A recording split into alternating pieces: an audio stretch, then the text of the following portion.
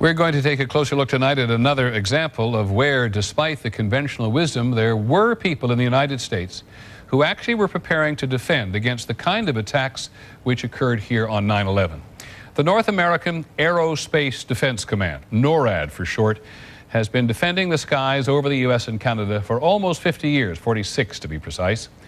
USA Today reports that in the 2 years before the attacks on September the 11th, NORAD conducted exercises using hijacked airliners as weapons. And one target was the World Trade Center. Here's ABC's Brian Ross. President Bush has said again and again that no one could have imagined what Osama bin Laden ordered for September 11th. We knew he hated us, but there was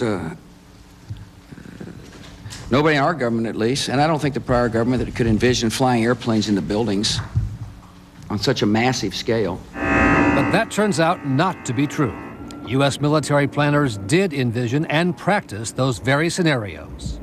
As reported by USA Today, the North American Aerospace Defense Command, NORAD, conducted exercises with fighter jets, simulating hijacked planes flown into the World Trade Center in the 2 years before the attacks. There are a lot of good people throughout the bureaucracy that were worried, were thinking about it, were trying to think outside the box.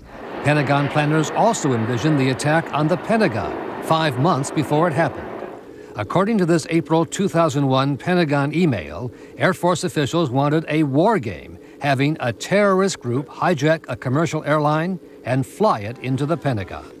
The email was obtained by the nonprofit group Project for Government Oversight. The people who gave it to us were clearly concerned for some period of time that this kind of event could happen. And they were pushing very strongly on trying to exercise this event. The idea was to check response times to launch fighter jets.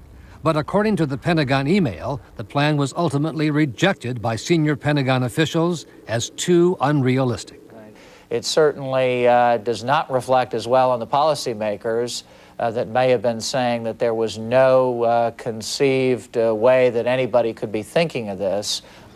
Still to come are questions, big questions, about NORAD's response on the day of the attack. Why, despite all the exercises and the planning, Peter, jet fighters were not in place anywhere near New York or Washington. Quite an amazing story. Many thanks, Brian. Brian Ross on 9/11.